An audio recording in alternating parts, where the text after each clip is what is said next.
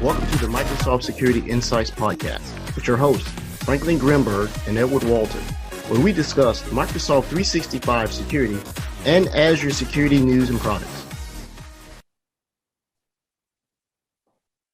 Recorded July 27th, 2022. Good evening, Frank. We're still kind of waiting on Brody to pop in. We have a super special guest tonight to talk about things, and we'll get to that here shortly. But Frank, thanks for coming on. Otherwise, it would just be me here with my lonely room of $6 million man stuff. But how are you, Frank? What are you been up to this week? I'm very upset that I'm not special because I see you during our show order up like 5 of the Who Hacked games, and they appear on Sunday. Like 3 days later, I'm like, what's the deal? Yeah, so Jeff's on here. He may actually like this. I don't know. So just so everybody knows, and for those that are on the stream, you can see this. For those that are on the audio podcast, you can't. I'll try to explain it. So there's this Who Hacked, the Microsoft Learn Cloud games. If you go to, aka.ms/Learn Cloud or Learn Cloud Games or something like that, there's some online games that you can play to learn about security and things like Microsoft Sentinel and Defender and advanced hunting and stuff like this. This is evolved to the point where it's now also a comic book, the origin story, which I actually opened just a minute ago and read through, and it's okay. Kind of cool. I'm hoping that one day it'll be like one of those things that's worth lots and lots of money. But there's also a board game. And we kind of showcased this a little bit. Frank did on our Reactor show last Wednesday. So I won't dig too deep into it. But the cool thing is, during the show, I reached out to those folks that supply that. And yeah, on Sunday, a Sunday delivery, no less, I received a bunch of these things. So we have them to give away. My hope is that we'll eventually, not for you, Brady. Initially, no, I'll give you one. Yeah. Of course I will. I don't know though. I think Jeff's raising his hand. Jeff wants one. Yeah. Yeah. See, everybody that sees this stuff, they want this thing. I think I'm probably going to have to, I don't know, maybe a video unboxing, and I'll read the actual comic book to everyone. Wouldn't that be kind of cool? No, it really wouldn't. Next Rodcast. Yeah, next Rodcast, I'll read the Who Hacked comic book. But yeah, we have these to give away.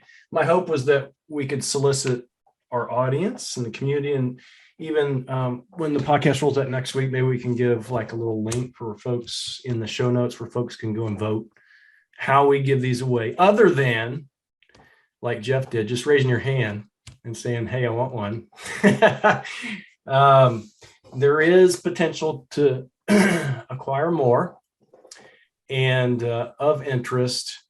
Everybody knows about, must learn KQL and KQL and stuff like that. Well, actually considering doing something similar with the Must Learn KQL series, learning KQL and stuff like that. So maybe a board game, maybe not a comic book, unless there's some espionage involved, but probably some kind of board game or card game potentially. So we have those to give away. So yeah, Frank, it was actually a good thing that you talked about that last time, because that gave us the ability to have these to give away. Brody, good day, Hi. sir. Hey, I want to apologize up front. I responded to your text earlier when you said you're going to be a little bit late, but the name that came up was not yours. I don't know what happened. I was like, who is this person in our text thread? And in fact, if I look at it, your name came through as Patrick Starr. Richard J. Palello. Who's that? What? Yeah, seriously. I'm like, what is going on? You responded as if it was me. Well, I pretended I knew who it was. You never want to offend anyone, right? You're like, huh. Thank you for not offending me. Yeah, I don't want to. Yeah, I'm offended that your contact list is not correct, but whatever. Something's weird. You're on vacation this week, Brody. What's the deal? I was on vacation last week. Well, I was on vacation from Thursday to Monday. That's just a long weekend. That's not. It was an extra long weekend. It was a lot of beach time. It was just beach time in Canada. Yeah, I have not been to Kelowna before, and it is beach central. It was 31, 33. We did an e-bike tour all over the city. We checked out some vineyards. We went to the beach. We did a river float. It's good to be young, huh? Yeah, it was great. Yeah, it was great. Do you have rodeo? No rodeo. There was no rodeo there, but my friend lives on a farm, but the farm has been encompassed by the town, and their farm persists, and so that's just off a road, and across the street are modern condos, and then there's a hedge, and then it's my buddy's house, and then there's the actual farm in the back, and it's like a time capsule. They're driving around this like 1940s truck, and they got all this work going on, and so at night you feel like you're on the farm other than the road noise, but then second you step onto the street, it's like modern city. It was really nice. It was really nice. My buddy's got a good spot there. I'm going to be visiting again both in the winter and the summer, so it's good to catch up with them. I know she didn't have any pictures to share, so. Oh, I've got some somewhere. Yeah, I've got a few. Do you want them right now? You just can't put me on the spot, Rod.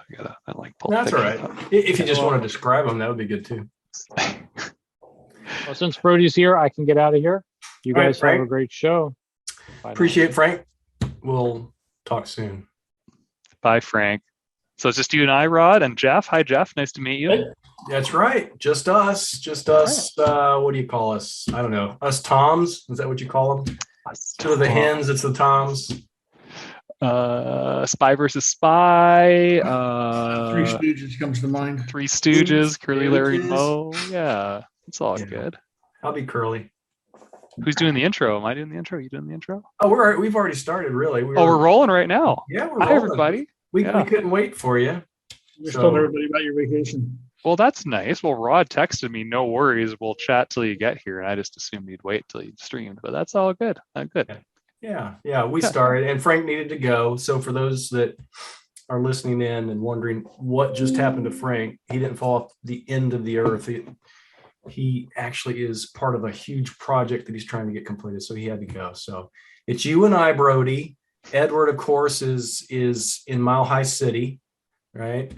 I forgot he's in about Denver, that. right? Cool. So, and he's probably listening or might just listen in a little bit later. So it's just you and I and our esteemed guest. Let's say that. Esteemed. Well, roll with it, Jeff. Roll with it. Esteemed. So Jeff and I have never met. In fact, I just looked on LinkedIn and we were second level connections, which I thought that's weird.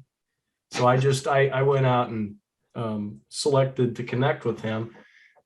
He still has not accepted my connection. So we'll see after this show today whether or not he does that or not. So I'm in the Keys. Things work a little slower down here. Oh, do they? Okay. I get it.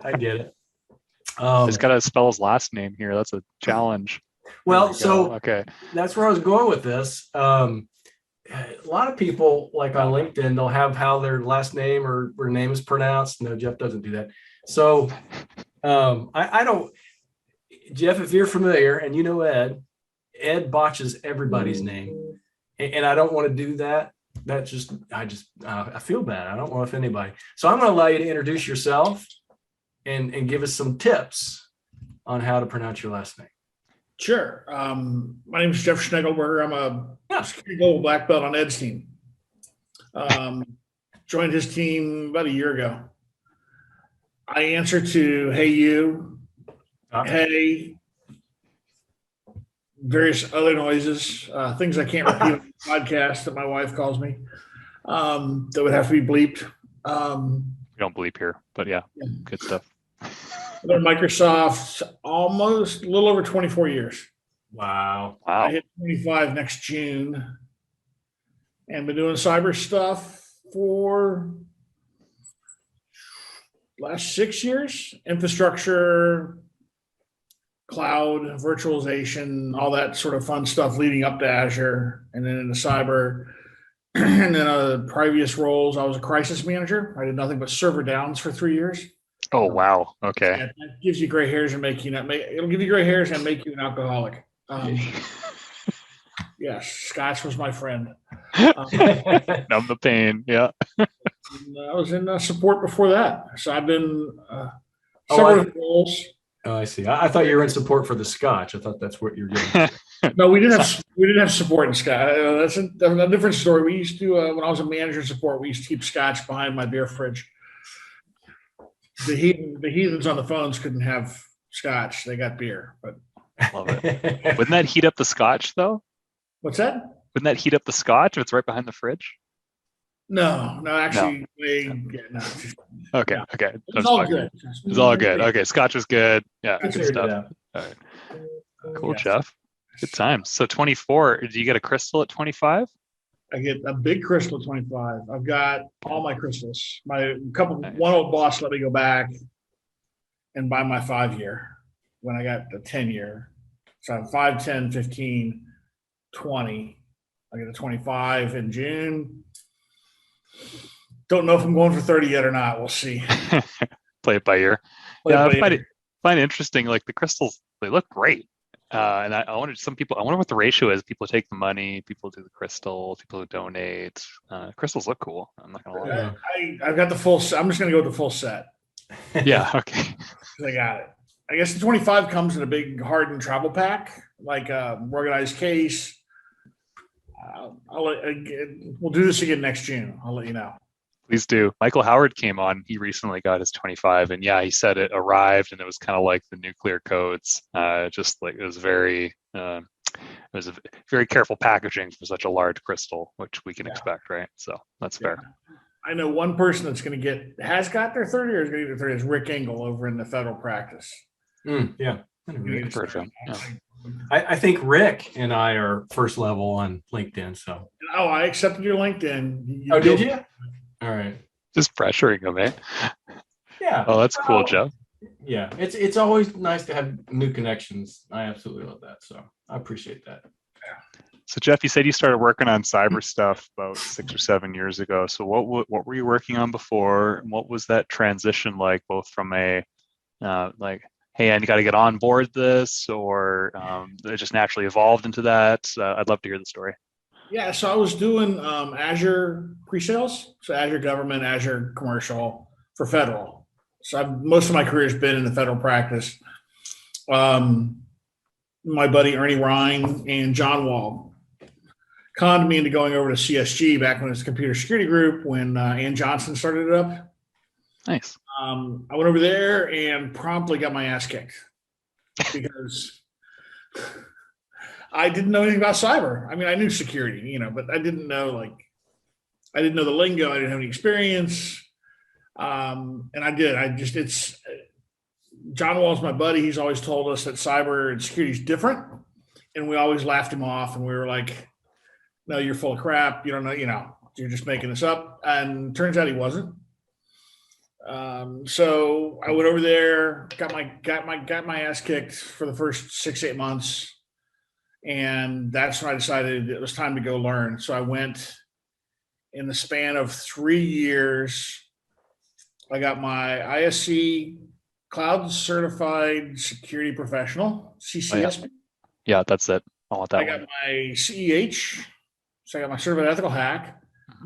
I got my SANS Industrial Cybersecurity Professional. Oh, wow. Nice. I got my SANS Industrial Cert. And while I was doing all those certs, I finished a master's in engineering and cybersecurity at George Washington. Oh, not a big deal. Yeah. Then you got a master's. In 3 years, I probably crammed 10 years worth of cyber training into 3 years. And the whole time I just kept doing more cyber stuff at Microsoft, went back to being a TSP to get back to the technical roots. And now I'm over in the cyber, I think we're still back to cybersecurity group or whatever. I don't know what our org name is. I just do cyber stuff. I do DoD and federal civilian agencies now.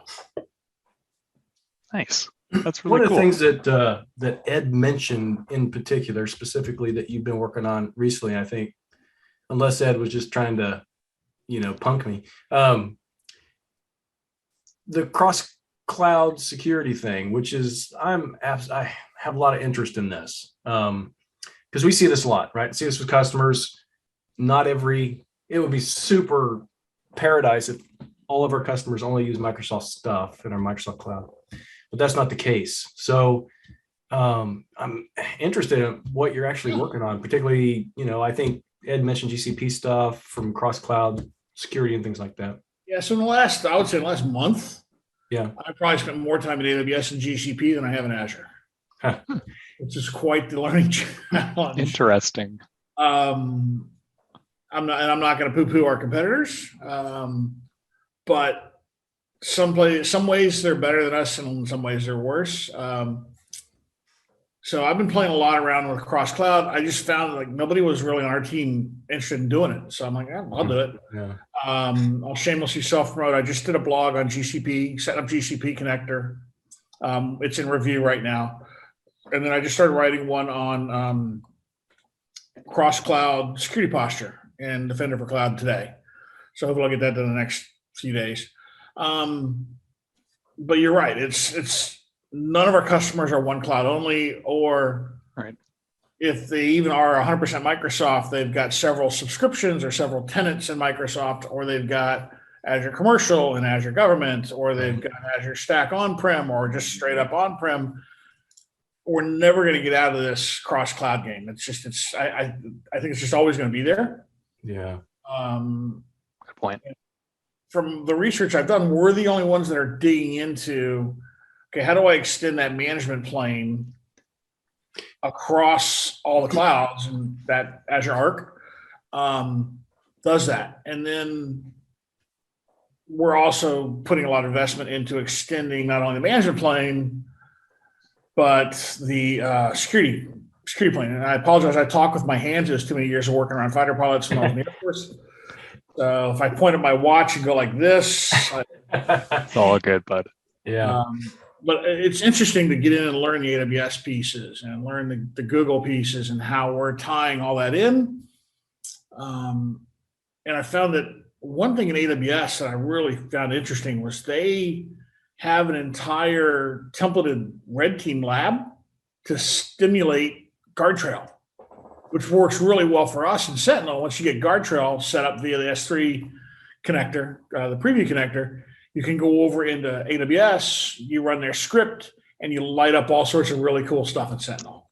Ah, okay. So guard, and can you expand on what exactly? Guard duty. Guard duty. Guard duty, right. Yeah. Guard duty is there. I thought our names were bad. No, that's okay. So what is guard duty for? Guard duty is it's their security alerting. So it'll tell you like reconnaissance. It's kind of their tying alerts to MITRE tactics. Okay. Although I don't think they explicitly call out the MITRE tactics. Yeah. It'll go reconnaissance, or it'll go compromised accounts. Let me see. Yeah, persistence, etc. Yeah. Okay. Yeah, you guys do screen share on this podcast? Yeah. Do we have to give you the rights to that, Rod? Grant our friend Jeff here, our newest connection on LinkedIn, the rights to share a screen. See, multiple. I think it's the big red button that says leave. I think that's the one you want. Okay, yeah, I can do that. Oh, screen share. I think I got it. Hang on. Let me go click that. Right, should be able to. I'm doing it right now. Or it's Alt F4, Rod. Nope, it's disabled. Rod says it's disabled. We'll keep talking and I'll figure it out. Yeah. So I'll go and I'll show you some ARC. I can show you some ARC stuff, but the guard duty stuff is really cool because and even that. So that's an AWS, and then in all right, GCP you should be able to. It's a little different. They kind of took a different mindset around cloud, where we're a lot of IaaS. AWS is a lot of IaaS. GCP is more PaaS, more data. Right. But they all have their command line, which is how you get into a lot of stuff. And then with GCP, they call it the cloud metrics, and you have to actually find the metrics you want. And they have a 40, 50 page PDF on various cloud metrics, and then you can make your own. So as you're implementing the Sentinel connector, the Sentinel connector for GCP, you got to go figure out what do you want to look at. because it's pretty much you can just mash in whatever. Cool. Let's see. You brought up a good point there. I have not heard of an alternative. Your point earlier I'm referencing is Microsoft extending its protection and management capabilities across other public clouds. I almost wonder if and when another major player is going to start down that journey as well, because it seems like Microsoft's out in front by a mile in that area. Yeah, I think we are. And I'm glad you're pulling up Defender for Cloud, because that's what I was going to talk about, because that's from a compliance and security stance perspective. That's probably the best example. Yeah, and this is what I just started the mouse to behave. I just started the wrong window. I just started this today. So this is as far as I've gotten. You're seeing the preview. Okay. Yeah. So I've just started writing this today, and hopefully get this done in the next few days. Get it into the blogs, the security blogs for review. But yeah, right in here, this is kind of the management / Arc is really the management plane. So Arc is what brings everything over, and brings everything in from a management perspective. So that brings in I hate that term, single pane of glass. We all hate it, but we all use it, Jeff. You just roll with it. Yeah, it's all good. So Arc brings you in. So everything looks in Arc. If we come over and look at Arc in this tab, and we go to Arc, you can't tell I use these a lot because they're all hot linked right there.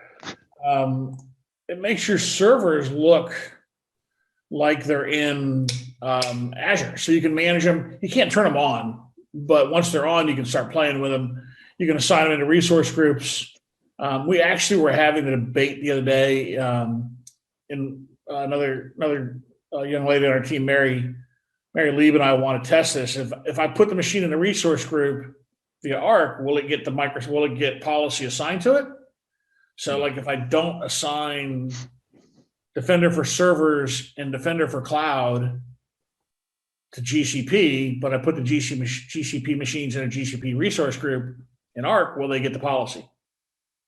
So we got to test that. That's one thing that's on our test list. But this gives you here's a running machine.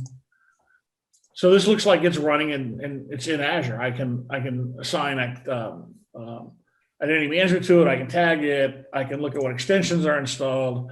So their MBE for Linux is installed. I can add other extensions. So it's just like it's in Azure. So that gives us the management pane. And then Defender for Cloud gives us that security posture, the regulatory compliance. And I tell you, it's really, I was amazed how easy it is to set this up, because you just come over like in AWS and you select your plans, and then you configure your access, which is really, you just download this template and you run this stack. So their stack is the equivalent of like our ARM template. You would just run this automation and it spits out all these these Azure resource, I think ARN, Azure resource names for IAM. So it gives you, there's all your permissioning stuff, spits all that stuff out. And in the template, they're what they call stack. It actually creates all the permissioning and everything you need in AWS. So you really don't have to do anything in AWS. Like, I didn't know any AWS before I started playing with this. Just kind of learned it on the fly. The Sentinel connectors are a little tougher, but not that hard.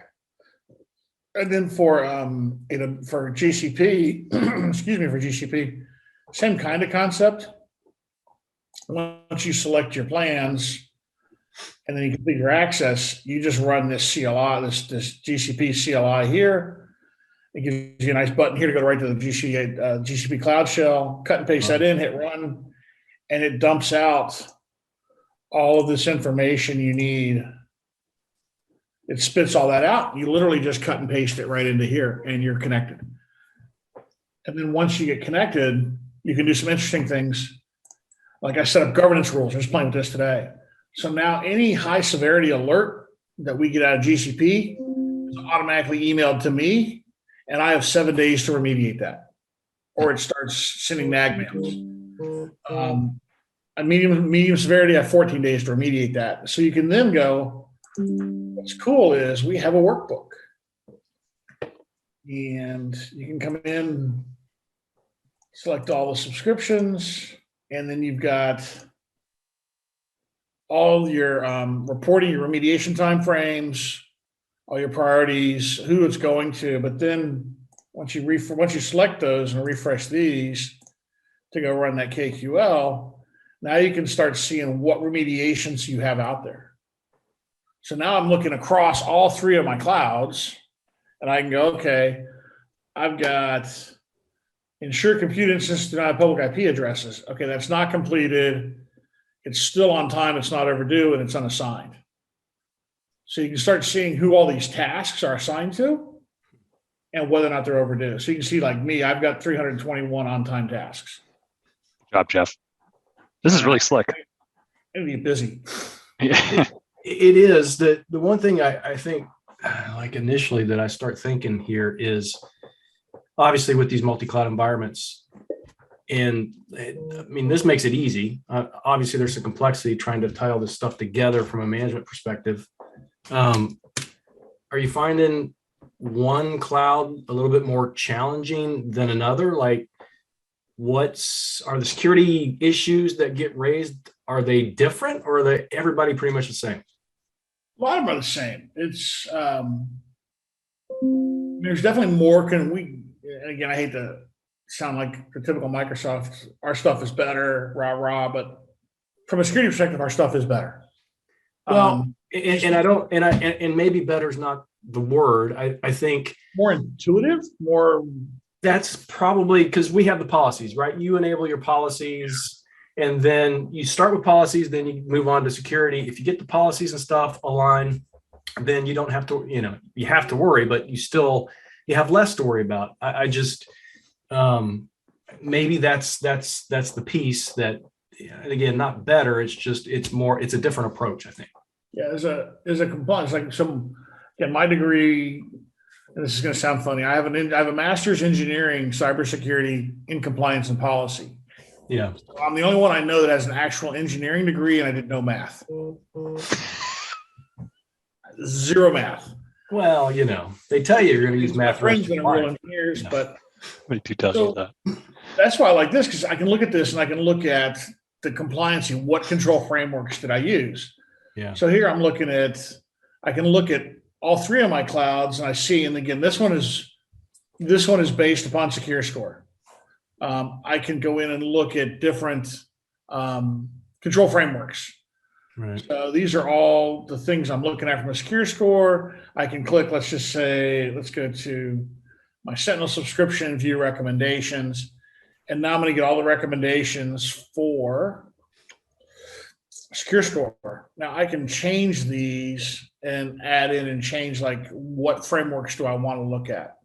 So again, that's where we're starting to get into. Like you said, we can look at different frameworks. For me in federal, what's important is NIST 853A Rev 5 now, I guess.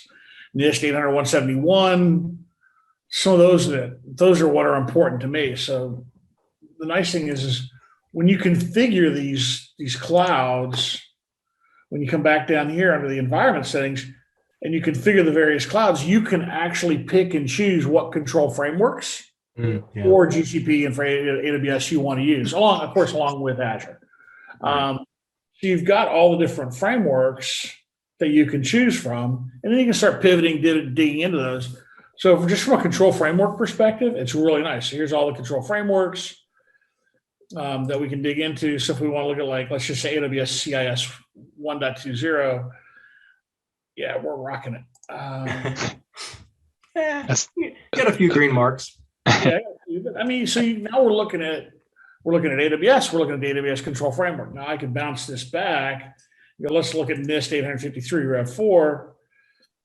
And now I'm looking across. Give it a second to load. Now I'm looking across all my clouds. I'm going, okay, here's my clouds.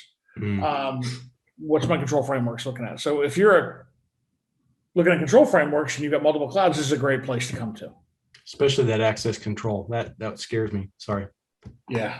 It's so slick seeing this in practice.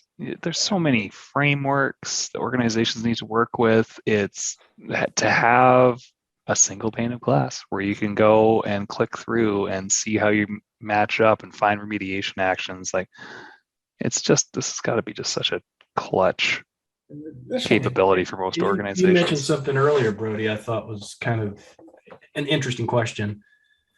We're expanding, we're trying to create this management and security plane for this multi-cloud environments. And are the other solution providers, right? GCP, AWS, I think even Oracle still has their own cloud, IBM has their own cloud. Are they trying to do something similar? I think I've seen a little bit of movement, particularly from AWS, but I don't know about the other ones. Jeff, have you familiar? I haven't seen anything. Guard Duty is the closest thing I've seen, but they would have to, for us, they'd have to go into what's Graph API. That's right. Yeah. Pull stuff out of Graph. Which is completely possible and fully documented, so it can't be that difficult. Yeah.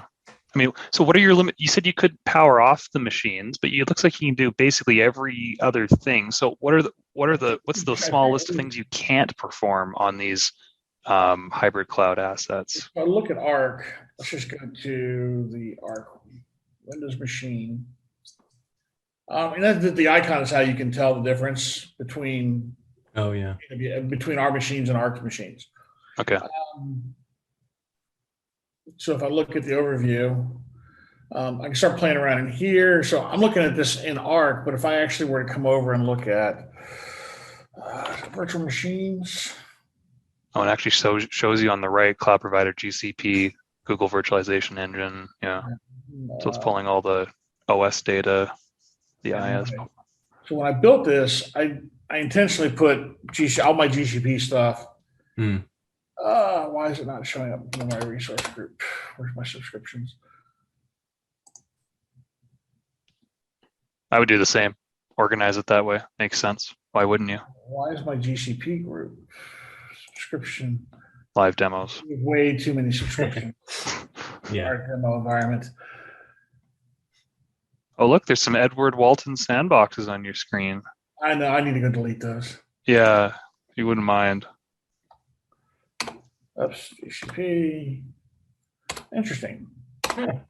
Somebody from Google must be watching the. Yeah, no doubt. We saw it earlier when you had that virtual machine up. It did indicate the GCP resource group. Interesting. Go this way. So if I actually go to the resource group, then I see my devices. All right. Okay. So then I should be able to get and play with them that way. So same, so they're Azure Arc, and so we do have some limitations on what we can do. And it may be that that's just the way I brought these in. Like I said, I was with the Arc stuff, I was literally just hit and go, just next on GCP. On AWS, I did a little more research and figured out how to automatically install AWS machines. They have a pretty cool ability to run through their fleet management, which you can insert a PowerShell script into fleet management and hit run on all machines, or run on all tagged machines or all grouped machines AWS, and it'll auto. And that the script I run is the auto onboard for Azure Arc. It's funny. Okay, yeah. So I have a project with one of my customers where they're doing an instant response, and they have to go out and they don't know what cloud they're going to respond to. So we have to have the ability to quickly instrument the environment. So hold on. I should get rid of that. Ignore that service principal. Yeah. Don't screen capture. Stop. So there's the script that I run in AWS that will auto onboard my machines. And as soon as I auto onboard it with Arc, a little bit later, I get all the MBE stuff. So I get MBE for server comes on through the Azure Arc. That's slick. That's really slick. Yeah. So it's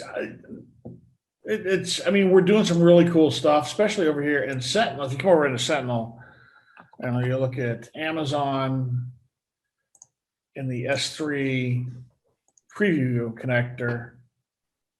Rod, how long's that been in preview? For a while. Yeah. Yeah. So some of the private and public previews are Lingering. Elongated. well, Yeah. things change pretty quickly. It's hard. It's hard to put something in the GA until you're sure it's going to be stationary for a little while. So Yeah, and it wasn't like a call out to the team or anything. I can appreciate No. that, but you see these things, it's like, okay, I know that's been out for a while. Just wondering if you knew. Well, the first thing I think of when I see connectors and AWS and all the weird connectors, GCP and stuff, I think Sridhar. So I wonder what Sridhar's doing tonight. Shout out to Sridhar, friend of the show. Yeah. Sridhar come on every now and then. Yeah. Yeah. A couple times. I'm sure he'll be back.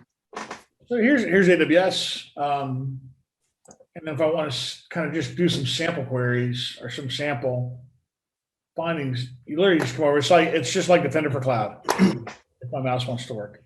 Interesting. Run sample findings, and then they'll show up. But what they've also got is, so you just click generate sample findings, and so that just generated a bunch of alerts, and that should pop up in Defender for Cloud at one point. It'll pop up in Sentinel. Or Sentinel, excuse me. Okay, yeah, cool. And it's just an array of different things. Like, okay, We'll pop over and look at the log in just a sec. Cool. And then if you want to get more in depth, what they've got is they've actually got a template I found on GitHub. It's amazing what you can find on GitHub. Oh yeah. Yeah. Why is my mouse acting up? I think that's where Brody puts his vacation pictures. Set up a pipeline for vacation pics. Yeah, DevOps. So yeah. Keep them up to date. It creates this these four machines: a Bastion box, a Red Team box, a Linux and Windows. You log into the Bastion box, and it gives you a script. And I don't know why my Bastion box is running. I need to turn it off.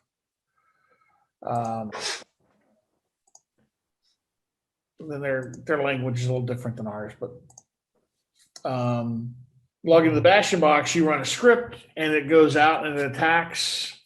It forces the red team to attack the Windows target, Linux target, which then again stimulates guard duty, which then we get over into Sentinel. If we come over in Sentinel and we go into logs.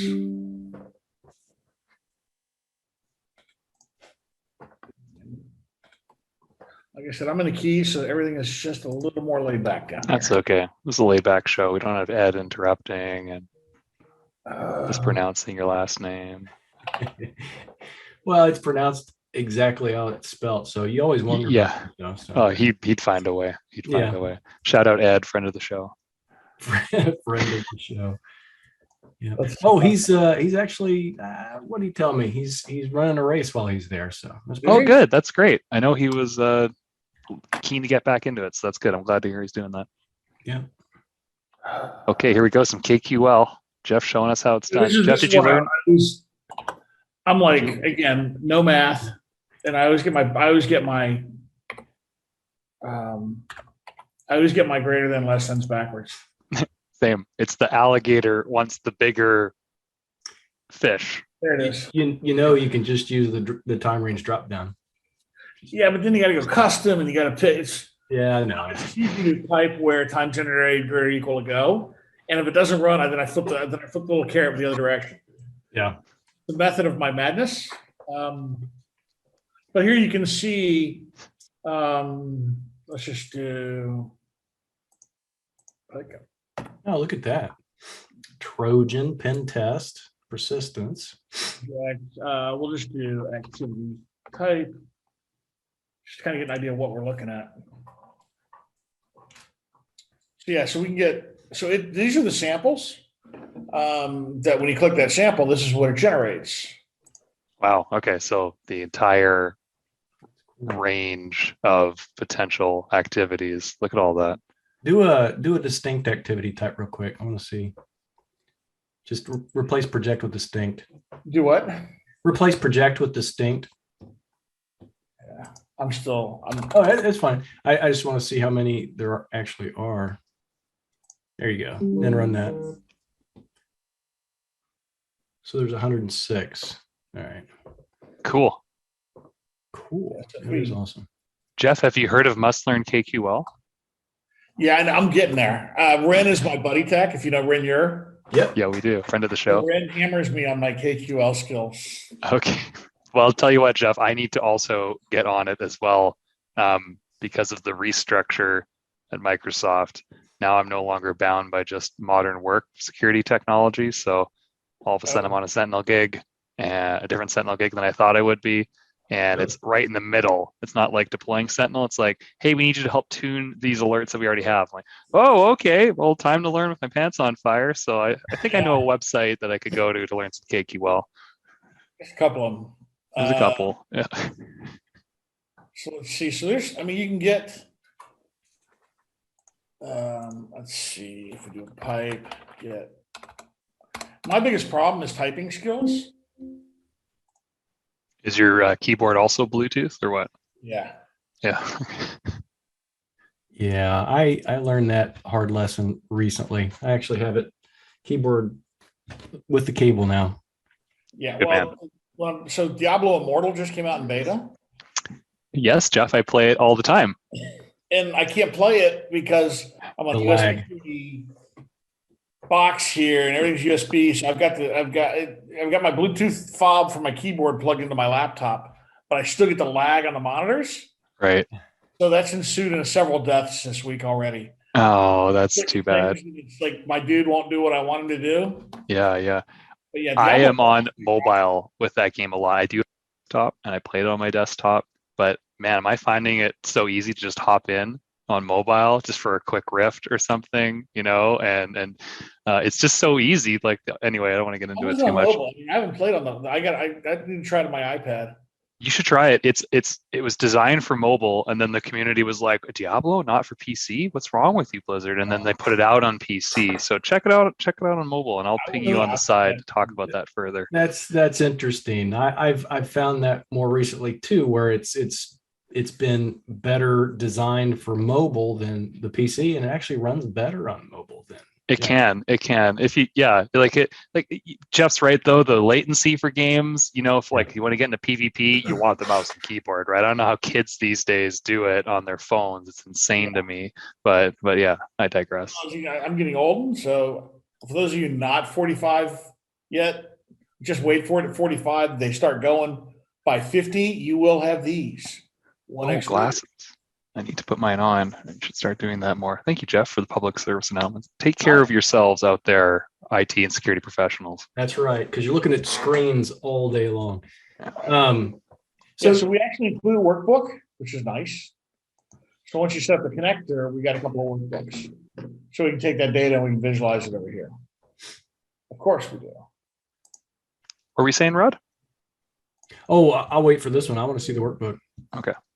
I've got actually a couple questions. Well, that's good. It's an interview, technically. So. Well, it is. Yeah. And I think one's probably more a burning question than the other one. So we'll get to that. So here's the guard duty stuff. So again, we give you some nice visuals with the guard duty. So again, this shows you now from a SOC perspective. I'm looking across, in Sentinel now. I can look at all my clouds.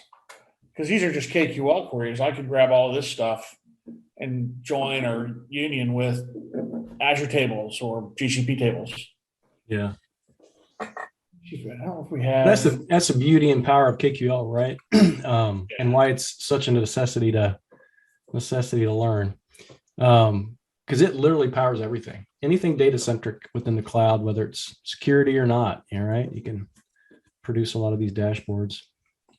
Yeah, I don't have anything. I didn't do the IAM one yet. Leadership loves dashboards, right, Rod? They want the charts. Leadership loves Power BI dashboards. We love the Azure Monitor dashboards, but yeah. If they just give them something pretty, they can click on. So you say, Jeff, that you do still or are currently working in the federal space? So I'm actually under in Andy's org. So I'm in the cybersecurity group, but then at CVB, we all loosely align back to a district. Okay. The reason I was wondering, I think it would interesting to me to understand from a federal perspective the different clouds they're using. Obviously, at Microsoft, we're making some huge gains as far as position when it comes to cloud, but GCP, AWS has been around for a long time. So so it's our clouds in federal are interesting.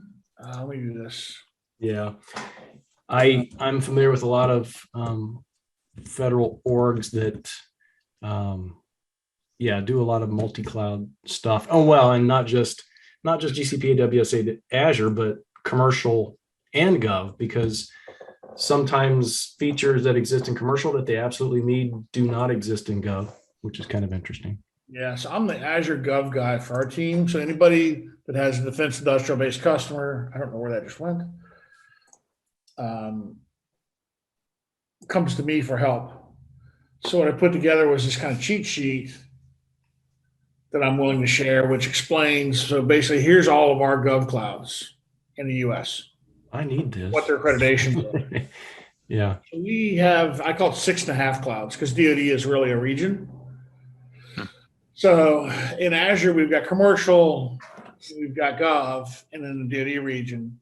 And then what gets me is in Office, we have GCC Mod, GCC High, and DoD, but everyone associates all the defenders with GCC Mod. They associate Sentinel with GCC Mod, when Sentinel, Azure Defender for Cloud, and Azure itself have nothing at all to do with GCC, other than sharing a namespace or an identity provider. So this is actually visually how the various Defender product families and Sentinel work out if I were in an Azure commercial / GCC Mod environment.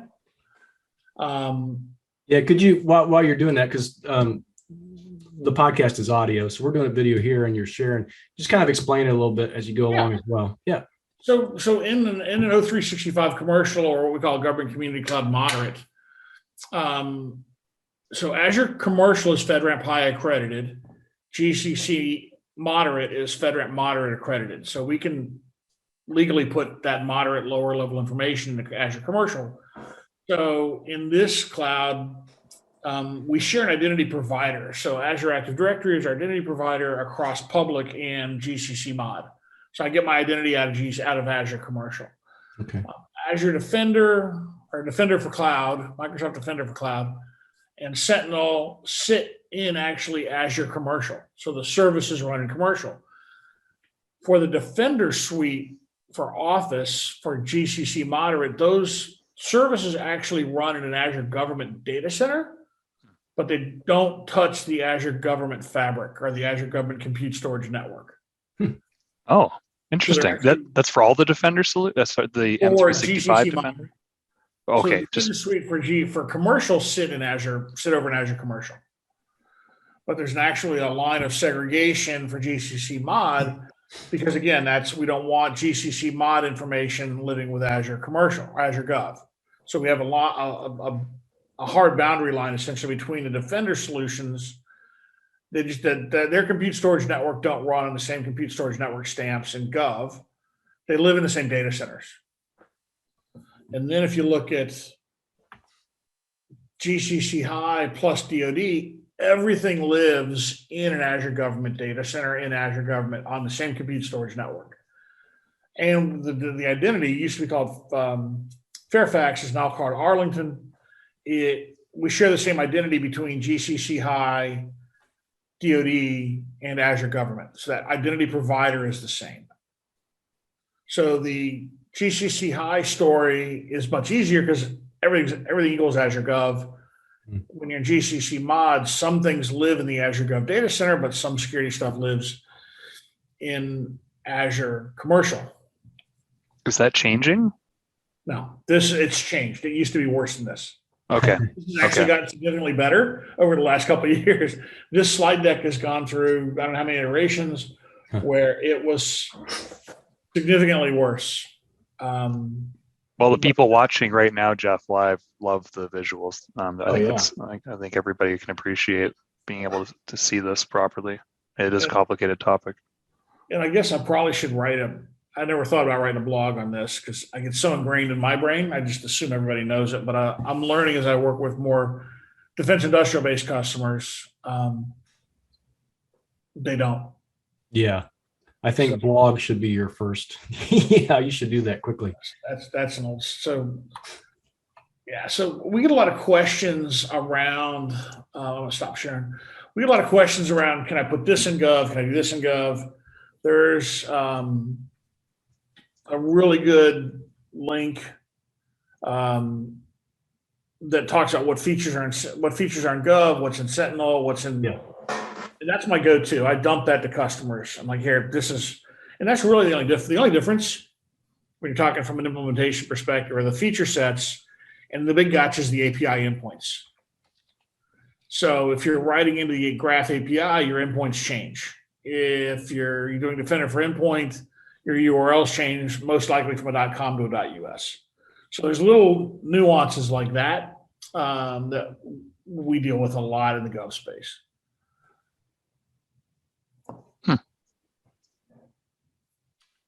Well, let's see. I think I found that link you're talking about. We'll include that link for everybody. Because there's one specific to Azure services, and then there's one for the security stuff too. So yeah, there's one specific for. We have a chat. We have a chat here somewhere. We do. It's the red leave button. Yeah, if you want to pop that in there, I'll put it in the Twitch channel so everybody has that. We'll be able to. This one is that one is my go-to. Okay. And then Defender for Endpoint has got a totally different one that is actually really good as well. The Defender for Endpoint is really nice because as they get, you get it. Okay. They just list their discrepancies, and then people are like, "Well, it fell off the list." Well, if it falls off the list, that means they fixed it. So it's kind of like if you don't see it on that second link, the Defender for Endpoint, like I just put in there. If you don't see the feature you want in that list, well, it's done and it's already in Defender for Endpoint Government. Nice. Okay.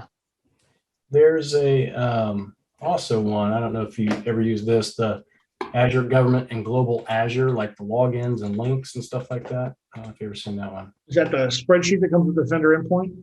No, this is actually on our docs. I'll pop this in the chat. You may think this is useful or not. I don't know. You can tell me. Someone said need Jing to design a PowerPoint for that government cloud breakdown. Oh my goodness. Yeah.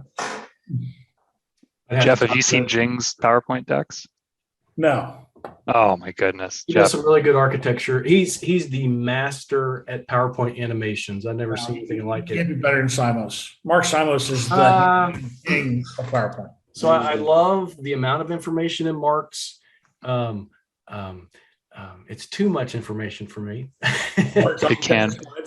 It's like an OCD thing. And I'm like, yeah. But you got to build the MCRA slide out. I know, like the big daddy. I've sat at a couple of strategy sessions, and if you do the build out slide and you build it out from like core infrastructure out, it's way better than just like, here's the MCRA, consume this in your brain now, like the Matrix getting hooked up. So yeah, you're right, Rod. They're detailed, but Jing's animations are just crisp, right? And he uses dark mode on everything, so I like it even more. Well, and Jing is specific to Sentinel and that stuff. So I don't think we could talk his manager into allowing him to do this, but somebody could. Got his data. I think that he did the data ingestion slide for Sentinel. Yeah. Yes. Yeah, that one's awesome. Yeah, that's his stuff. Yeah. Lights going beep, beep, beep, beep, beep. You know, it's like. Yeah, exactly. Great descriptive sound. Yes. We should add sound effects to it. Maybe that'll be what I do for the effort. I'll just add sound effects. So I do have one burning question. I thought about this right at the beginning when you said I'm on Ed's team. What's it like? So I talk to Ed periodically. We don't like working with Ed. Yeah, we don't actually work together on things, but what's it like working with Ed? Does he get your name wrong constantly? He just says, "Hey, you." You, yeah, hey, you. You know, it's what's weird is on our team, since we're each assigned different. Like he's got Southeast, so I may talk to him once every couple months. Oh, I see. Okay. So we don't really, although we changed our model this year, we're going to more of what we're calling majors and minors. So like my major is going to be cross cloud security. My minors are modern work security and that stuff. So it's like Interesting. we're all kind of picking areas to be deep experts in. Yeah. And then, but we all still have to know Sentinel. We have to know Defender for Cloud. We have to know all the modern workplace or all the office security stuff. Yeah. So we're going to more of a swarm model. So everyone calls me for anything Azure government. And then for workbooks and deep, crazy KQL stuff, I usually give Ren a call for like logic apps or weird data ingestion or Defender endpoints. So I give Matt Egan a call. Yeah. You know, it's kind of like we all know, like Beth on our team is really awesome with KQL. She knows KQL real well. Yeah.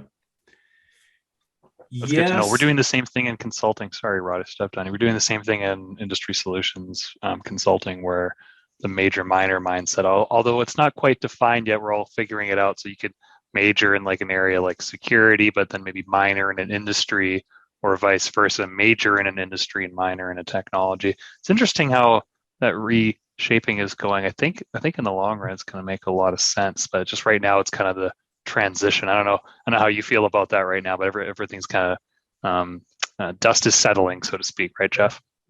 It's a new fiscal year, so if they didn't reorg something, I wouldn't think we're still at Microsoft. You know, it's like everything's working perfect. We hit all our metrics, all our numbers. I guess I didn't see what earnings were yesterday. I guess we blew out our cloud earnings. So let's reorg. Everything's working great. Let's reorg. It's one of those things I don't understand. If we miss earnings, our stock goes up. If we blow out earnings, our stock goes down. I'm just holding till retirement, bud. That's all I'm doing. That's all I can do. Yeah. I just want to see 350 again.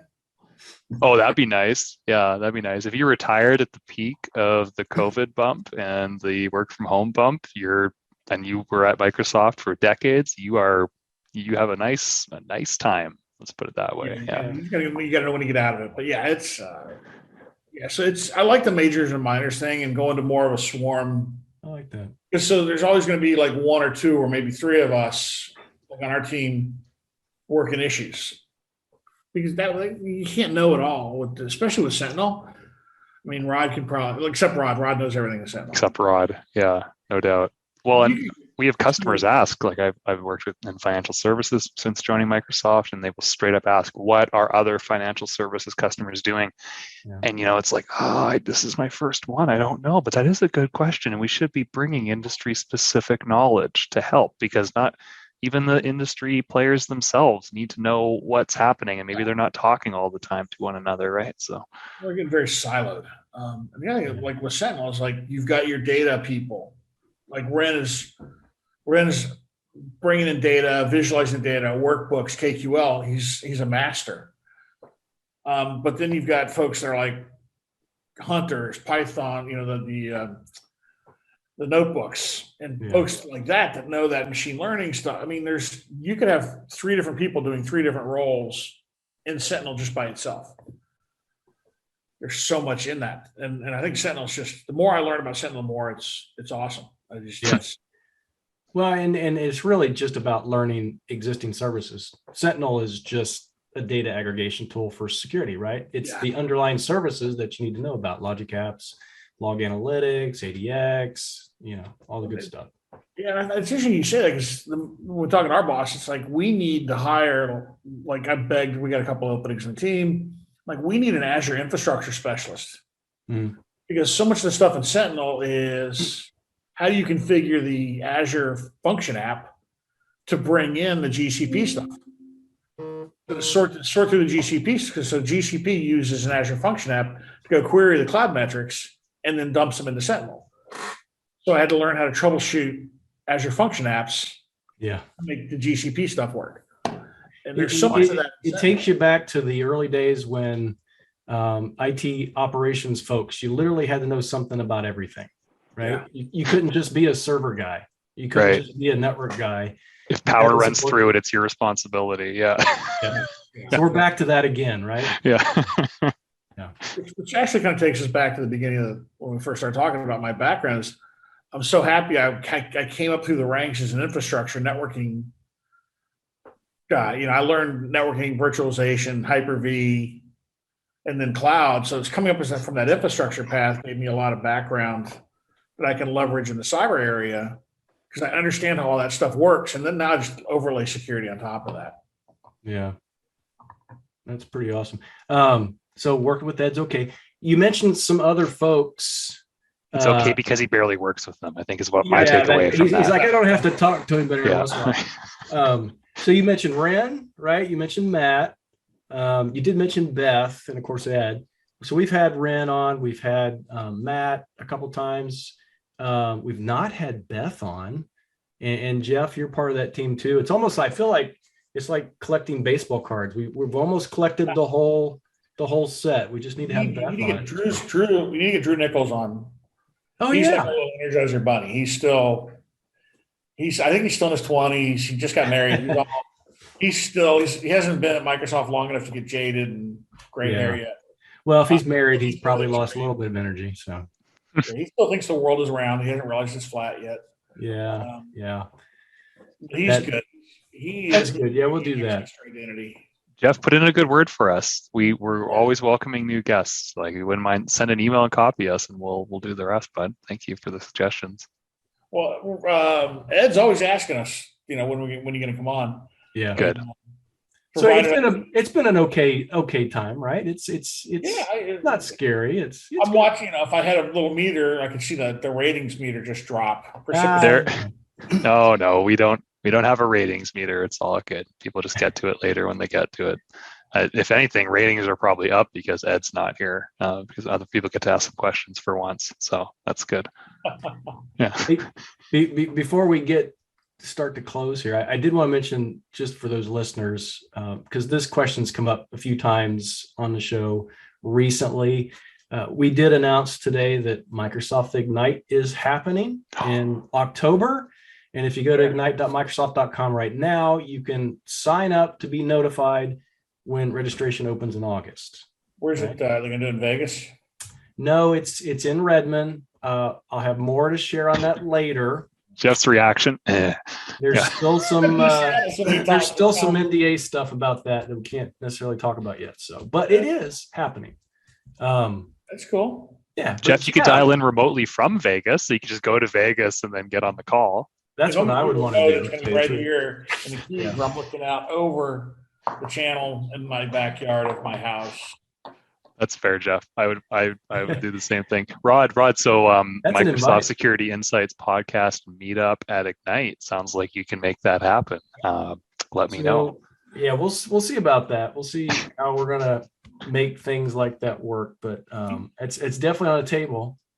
You need to figure out how to get a speaking slot out there. So like I said, there's some NDA stuff I can't talk about yet, but we'll talk about it as soon as registration opens. Sign me up to do CrossCloud. I'll come in and CrossCloud knowledge. That'll be a good. Well, I think, Jeff, you just invited us to your house for barbecue and watching it virtually, I think is what you. Yeah. Oh, yeah. Come on down. Yeah, let's see. awesome. October, as long as it's after October 15th, Stone Crab is in season. Oh, that would be super awesome. So you're at where you're in Florida, but what part? I'm in the Keys. I'm mile marker 11. Wow, really? In the Keys. Okay. That is awesome. Super cool. I bought a little fixer up down here after Irma went through, 2017? Yeah. So I have replaced the roof, window. The list is long and distinguished of things I've had to replace. But now I have a nice place down here in the Keys that I can come and hide out in. My wife gets in Friday. I try and come down every 4 to 6 weeks for a week or two. Nice. Oh man, I can't imagine. I bet that's beautiful down there. It's great. Yeah. Other than it's a 14-hour drive from North Carolina. So I drove down Monday with the gangplank for my new dock because I refused to pay thousands of dollars for a gangplank. So I just built one, threw it in the back of my truck, and now I got to put the pieces together. I built a modular gangplank. Oh wow! Put the two pieces together tomorrow with screws and wood glue, and then I'll borrow my neighbor's forklift / tractor, and we'll put it down to hook it up to the dock. Because right Do you now have a monster truck like everybody else in Florida? I drive an F-250. Oh, that's big enough. Yeah, that's a good one. That's a good one. Yeah, Sweet job. I picked the wrong time to buy a diesel truck. It's $5 something a gallon. Yeah, it's evened out up here in the Great White North. Diesel used to be significantly less. Now it's slightly over. Yeah, it's. But I get Jeff, 22 miles to the gallon in the diesel on the highway. Yeah. Okay. Hey, it gets your gangplank to the dock. That's all you need a truck for, buddy. A lot of it's rest all stops. Yep, a lot of rest stops. Jeff, you said you had a blog that you wanted to shamelessly promote earlier, and we love shameless promotions. Would you tell our viewers about it and anything else you'd like to shamelessly promote? So there's a blog on GCP, configure the GCP connector in Sentinel, that is in review right now. I'm going to ping Matt Lowe to see if we can get it pushed out. Okay. So I went through. There are some definite gotchas with GCP. Learning GCP was challenging because their interface is totally different than ours. And it's totally different from AWS. So GCP is a little tougher to navigate through if you haven't done it before. But once you figure it out, kind of get the hang of it. So I just thought I'd help people out and go, here's how I did it, and here's some hints, and here's some gotchas, and where you need to look out. Like you got to they consider everything a project. So you have to put project / in front of everything. That is technically a project. So if you don't do that, and our documentation didn't spell that out very clearly. So that was one I'm sitting there going, why didn't this logic app or this function app work? And then I went, oh, they have a project / there. Oh, okay. I used our documentation to do an initial AWS setup with a customer, and I would have appreciated a little bit more blogging guidance in order to get past some pitfalls. So I'm looking forward to that getting approved and released, Jeff. That's Google. If you think we need one for AWS for the Sentinel connector or the Defender for Cloud Defender for Cloud. That was Defender for Cloud specifically, but yeah, just relating to the fact that anyone who can produce a blog like yourself to make it easier for folks to augment the documentation is welcome for sure. Yeah, I take on the unique perspective of I'm an idiot when I set things up. Well, we do a good job on the docs. I think but sometimes it's slow, right? The process of getting things vetted and approved and put out there. So the more that we can put out, the quicker that we can do it. I think people really respect and appreciate that. And I was looking. Is your blog in the queue, by the way? Yeah, it should be in the queue. All right. Rod's going to work his magic, and yeah, shout out to everybody who works on our docs because that was not a jab. Awesome. Yeah. I think some of the tech writers don't necessarily have access to AWS or Google. So like I went in and grabbed screenshots because that's the hardest part I found when I was going through the setup the connectors and doing all the configurations was we tell you what to do in the non-Microsoft clouds, but I'm a very visual person. And I find that I'll tell you what to do, but then, hey, here's a picture. Yeah. That helps a lot. That helps significantly. Whenever there's an interactive guide or screenshots to augment instructions, that's preferred for sure. I hear you. Yeah. Cool, Jeff. So we got a blog that Rod's going to get pushed through the system. Anything else you want to promote, bring up? It's you're all good. You're just chilling in the Keys. Okay, cool. So every idiot with a boat is in the lower Keys trying to catch lobster. So I'm staying off the water. Cool, bud. It's been great having you on and meeting you, and I'm definitely going to be pinging you about some gaming and security-related items on the side. So thanks for coming on today. On my iPad. Good, get it installed. It heats up though if you run it for a little while on mobile. Like it gets a little hot to the touch, right? Because it's really cranking that integrated graphics. So yeah. Well, we can end on that. I blew up my Surface. What's the Surface where the screen detaches? That's the Surface Book. Surface Book, yeah. The book, yeah. So I had to find a picture somewhere. I played Diablo on that. No, it expanded. And I have a picture where the battery blew up. Oh no. The original battery? That's no good. Yeah, the original battery. It stayed in its little Kevlar retaining bag, but there's a gap about like that in the case. Yeah, so I've seen this with other laptops. Have you ever popped a lithium-ion battery in a safe location outside, away from everybody? Don't do this at home. Yeah, it's fun. They don't stop burning. No, they don't. Ask It's like thermite. who was the guy from Top Gear? Hammond, the little guy. Yes, Richard He Hammond. crashed that electric supercar a few years ago, and it burned for 2 days. From the battery. Yep. From the battery pack, they couldn't. Yep. They couldn't get it. The Swiss fire guys were just like Saving the environment by burning batteries. Yep. So, well, we're right at the end here. We go ahead and stay on, Jeff. We can talk further. I'm going to thank everyone for joining tonight. Thank you, Jeff, so much. You're now a friend of the show. Anytime you want to come back and introduce something else that you're working on, we'd absolutely love it. So just don't hesitate to reach out to myself, Brody, or even Ed. Even though he's not here. All right. Yes. Since it's okay to contact Brody and myself. You don't have to wait 2 months to do it. All right, cool. That's what I'm getting at. We appreciate it, Jeff. Thanks a lot, bud. Yep. Thanks, everyone. We'll talk to you next week. Take care, all. Bye-bye.